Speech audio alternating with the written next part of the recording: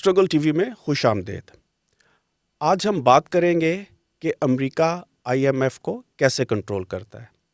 ये बात तो हर ख़ास व आम को मालूम है और ज़ुबान ज़द आम है कि अमेरिका आईएमएफ और वर्ल्ड बैंक को कंट्रोल करता है, लेकिन ये बात शायद बहुत कम लोगों को मालूम है कि अमेरिका आईएमएफ को कैसे कंट्रोल करता है। इस सवाल का जवाब तलाश करने से पहले कुछ बुनियादी और मालूमात पर मबनी चंद बातें आईएमएफ के बारे में करना भी ज़रूरी है। आईएमएफ और वर्ल्ड बैंक आईएलओ, यूएनडीपी या इस तरह के दीगर इदारों की तरह अक़वाम मुत्तहिदा का एक ज़ैली इदारा है। इसका क़याम दूसरी आलमी जंग के बाद अमेरिका में ब्रेटन वुड के मुकाम पर हुआ, वर्ल्ड बैंक की तरह, और इसका मकसद था यूरोप में होने वाली जंगी तबाही में बहाली के लिए यूरोप के मुल्कों की मदद करना। इस बुनियादी इजलास में 40 से ज़ायद ममालिक शामिल हुए थे, क्योंकि उस वक्त बहुत सारे अफ्रीकी और एशियाई ममालिक को हिंदुस्तान पाकिस्तान की तरह आज़ादी नहीं मिली थी, तो 40 या 50 के करीब इसमें शरीक हुए थे और कुछ ममालिक को बुलाया भी नहीं गया था।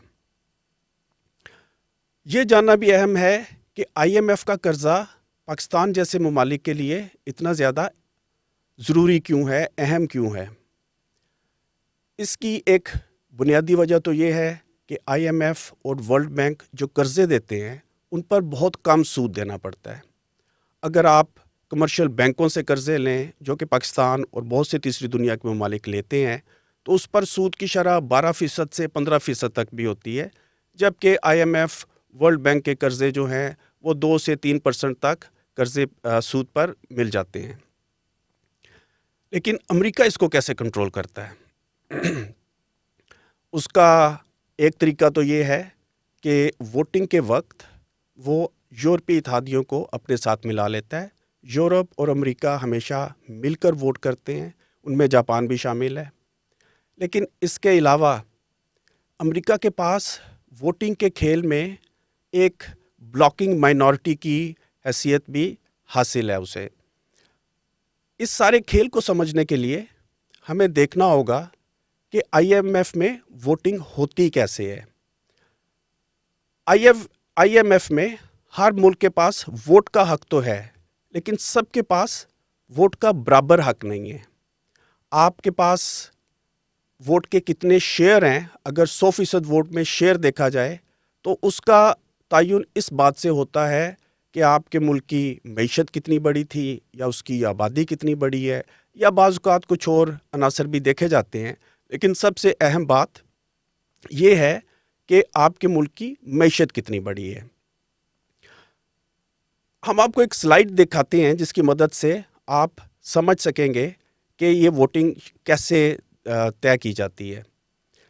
8 ममालिक दुनिया के ऐसे हैं जिनके पास बतौर मुल्क वोटिंग शेयर मौजूद है इनफरादी हैसियत में।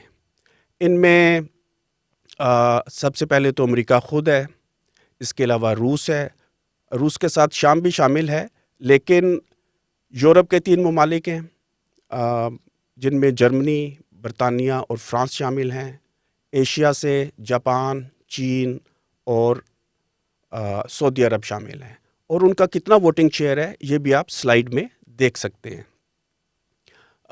रूस और शाम एक साथ वोट करते हैं। शाम की हैसियत इसमें कोई ख़ास नहीं है, उसके पास बहुत कम वोटिंग शेयर है, तो इस तरह से हम कह सकते हैं कि रूस एक तरह से इनफरादी हैसियत में ही वोट करता है। अब देखते हैं कि अमेरिका इस वोटिंग के खेल में किस तरह से अपनी बात मनवाता है बतौर ब्लॉकिंग माइनॉरिटी। हम दोबारा से स्लाइड की तरफ जाएंगे। इस स्लाइड में आप देख सकेंगे कि अमेरिका के पास 16.5% वोटिंग शेयर है।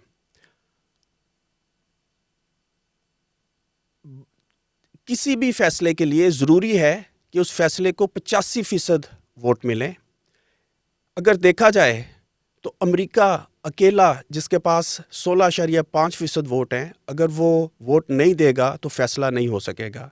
इस तरह से उसको एक ब्लॉकिंग माइनॉरिटी की हैसियत हासिल है, यानी अक़वाम मुत्तहिदा में जिस तरह 5 ममालिक को वीटो की पावर हासिल है, امریکہ کو IMF کے اندر اسی طرح کی ایک ویٹو پاور حاصل ہے۔ تھوڑا سا میں یہ بھی بتانا چاہوں گا کہ باقی ممالک جو ہیں وہ کیسے ووٹ کرتے ہیں۔ باقی تمام ممالک کو مختلف گروپوں میں تقسیم کیا گیا ہے۔ مثلا جنوبی ایشیا کا ایک گروپ ہے جس میں ویسے پاکستان شامل نہیں ہے۔ پاکستان کے ساتھ شامل اس کے جو گروپ کے رکن ہیں وہ آپ سلائیڈ کے اوپر دیکھ سکتے ہیں جو اسکرین پر دکھائی جا رہی ہے۔ یہاں پر بھی آپ کو ایک غیر جمہوری نظام نظر آئے گا۔ آپ فرض کریں جنوبی ایشیا کا موازنہ اگر اسکینڈینیویا میں شامل ممالک کے ساتھ کریں تو آپ دیکھیں گے کہ جنوبی ایشیا جس کی آبادی تقریباً 2 ارب بنتی ہے، جبکہ اسکینڈینیویا اور بالٹک ممالک کے اوپر مبنی گروپ کی آبادی 2 کروڑ کے قریب بنتی ہے، ان کے پاس جنوبی ایشیا سے زیادہ ووٹنگ شیئر موجود ہے۔ تو اس طرح سے یہ ایک بالکل غیر جمہوری قسم کا ووٹنگ نظام ہے، یہ ایک حقیقی جمہوری ووٹنگ نظام نہیں ہے۔ آخر میں ایک اور اہم بات کرنا چاہوں گا۔ آج کل ہم اکثر سنتے ہیں کہ چین ایک بہت بڑی طاقت بن کر ابھر رہا ہے۔ تو کیا یہ ممکن ہے کہ آنے والے دنوں میں چین امریکہ کی اس ویٹو پاور کو ختم کر دے یا وہ بھی ویٹو پاور بن جائے؟ ایسا ہونا ممکن نہیں ہے یا بہت ہی مشکل ہے، کیونکہ چین کو اگر اپنا ووٹنگ رائٹ بڑھانا ہے تو ضروری ہے کہ خاص کر جو 8 بڑے ممالک ہیں وہ اپنے ووٹنگ شیئر میں سے کچھ شیئر چین کو دے دیں۔ لیکن امریکہ یا اس کے یورپی حلیف ایسا کیوں چاہیں گے کہ چین کے پاس ویٹو پاور آ جائے؟ تو اس لیے ہم سمجھ سکتے ہیں کہ اس بات کا امکان بہت کم ہے کہ چین کو بھی امریکہ کی طرح ویٹو پاور مل جائے۔